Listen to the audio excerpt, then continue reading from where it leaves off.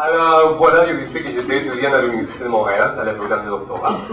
Et aussi, je travaille dans des projets de recherche avec ma directrice, Colette Diervé, avec laquelle on fait justement un programme de recherche dans les écoles. En ce moment, il y a ces programmes de recherche, ou ces projets de recherche multi, se réalisent dans 3 écoles. 2 écoles secondaires et une école primaire.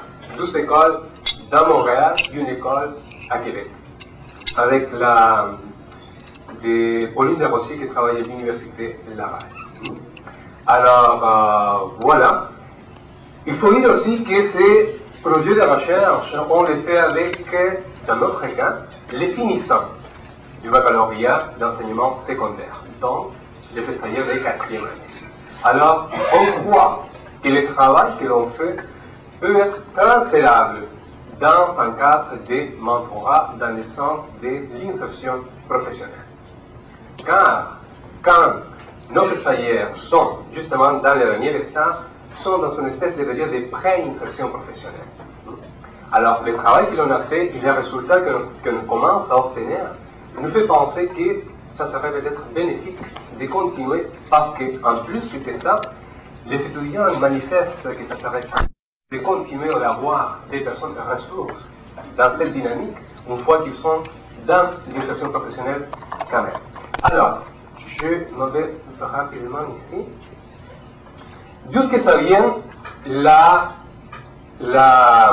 communication de son savoir d'expérience? D'abord, de la reconnaissance de l'aspect pratique. De plus en plus, on commence à voir que l'aspect pratique commence à avoir une plus grande importance. D'abord, pour la valorisation de la formation pratique lors de la formation initiale, au moyen de ces stages, qui sont modifiés au fur et à mesure que les programmes de formation changent aussi. La valeur du savoir d'expérience du praticien. Et dans ce sens-là, il y a aussi un travail en partenariat qui nous fait penser que les dilemmes qui maintes fois été soutenus, qu'une chose, c'est ce qui se passe dans l'université en tant que l'endroit de la théorie, et c'est une autre chose différente dans le milieu de la pratique, et qui sont 2 mondes absolument différents. Au moyen de la valeur du savoir pratique et d'un travail en partenariat, on peut très bien voir qu'on peut établir un pont de communication.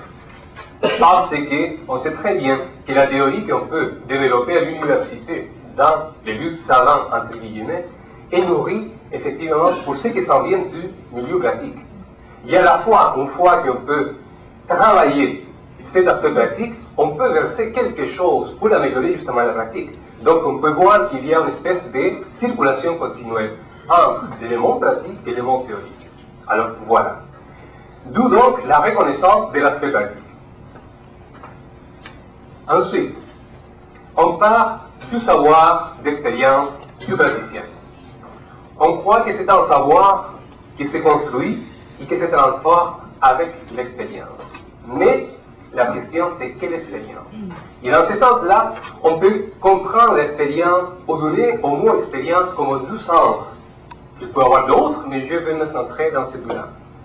L'expérience, on dit qu'elle est construite par les temps d'exercice professionnel. C'est-à-dire, moi, en tant qu'enseignant, j'ai 10 ans, 11 ans d'expérience dans la pédagogie, donc moi, j'ai l'expérience. Donc, on comprend l'expérience comme le temps qu'on passe en train d'exercer un métier, faire l'exercice d'une profession quelconque. Mais l'expérience aussi, elle peut être construite par l'analyse de cet exercice professionnel. Alors, voilà, c'est dans ce 2e sens où on s'inscrit avec notre projet de recherche.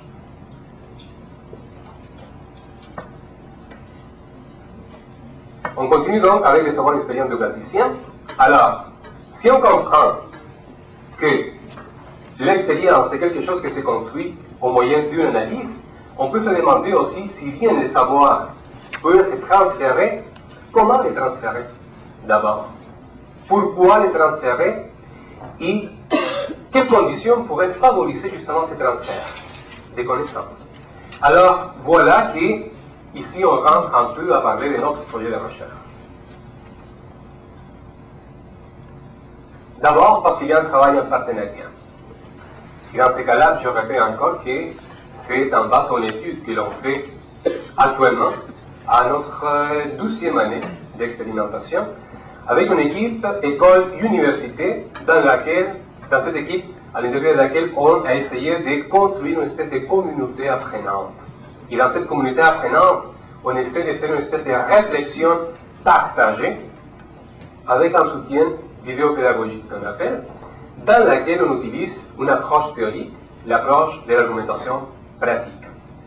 Alors, quand on voit toutes ces situations-là, on peut penser que c'est quelque chose de très complexe. On le croyait aussi au commencement, mais au fur et à mesure qu'on a avancé dans l'étude même, on s'est rendu compte qu'il était très bien accepté pour le groupe d'enseignants qui a participé, et aussi par les stagiaires qui ont participé dans ce projet-là. Je reviendrai après s'il y a des questions par rapport à ces aspects-là. Une démarche transférable à l'insertion professionnelle. On croit que oui. Alors, d'abord, on a travaillé avec les stagiaires. Les stagiaires sont montrés très satisfaits d'eux-mêmes que les enseignants associés qu'ils accueillent.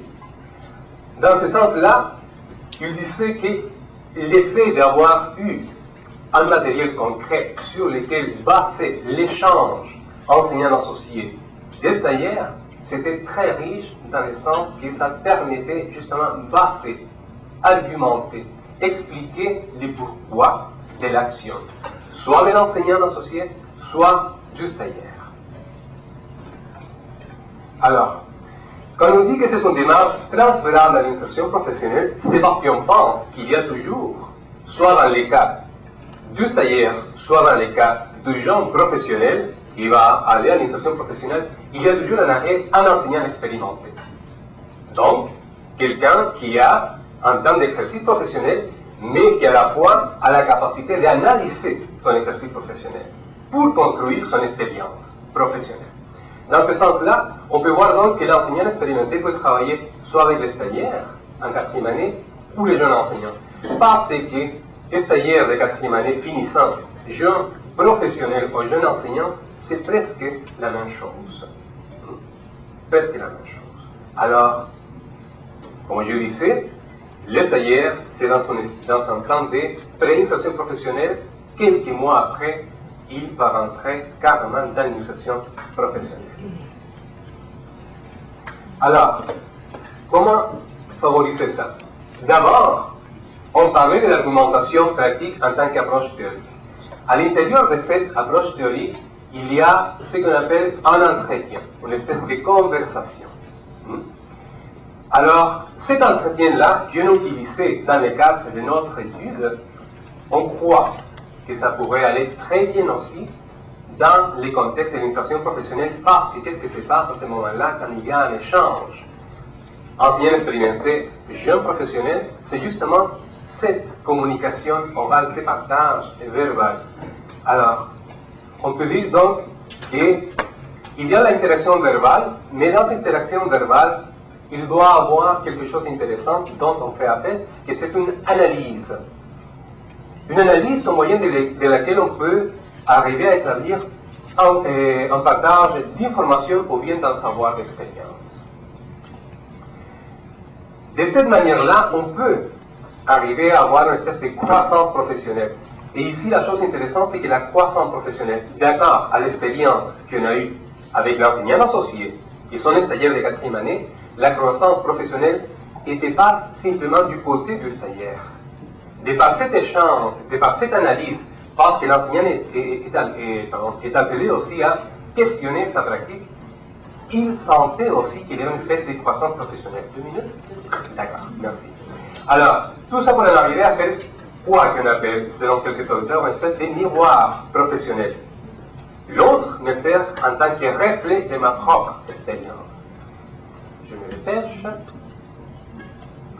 Dans cette miroir professionnel, l'enseignant expérimenté reflète justement l'argile du jeune enseignant. Alors, plutôt que de lui dire quoi faire, comment le faire, de la part de l'enseignant, ou bien de la part de l'enseignant expérimenté, je parle, ou bien de justement dire quoi faire à cause que le jeune professionnel, ou bien le jeune enseignant, ou les stagiaires de 4e année, demandent à l'enseignant expérimenté que qu'ils les disent qu'est-ce qu'il faut faire. Plutôt que de faire ça, on devrait en arriver à... On dit qu'il est mieux de travailler avec ou bien les gens professionnels en collégialité, en espèce de communauté, qui sont en insertion professionnelle, pour les amener justement à qu'il soit lui qui va explorer des différentes alternatives, des différentes pistes dans son agir professionnel. Dans ce sens-là, donc, ça vient justement à rejoindre l'idée de croissance professionnelle, parce qu'on va croire d'une façon de vue, d'un point de vue professionnel, dans le sens dans lequel on va être appelé à agir en sachant pourquoi est-ce qu'on va agir de cette manière-là. Donc, voilà la valeur de pouvoir communiquer son expérience. Alors, juste pour finir, on peut dire que l'expérience est une espèce de phare qui peut guider notre agir professionnel, les nôtres. Mais aussi, elle peut parfois guider ceux qui commencent, on dit à naviguer surtout dans le commencement de la profession, dans des choses qui parfois ils semblent être très turbulentes. Dans cet échange, est-ce qu'il me reste encore une minute? Non. 30 secondes. Donc, seulement pour finir, j'attends le période de questions pour pouvoir clarifier davantage les éléments. Merci.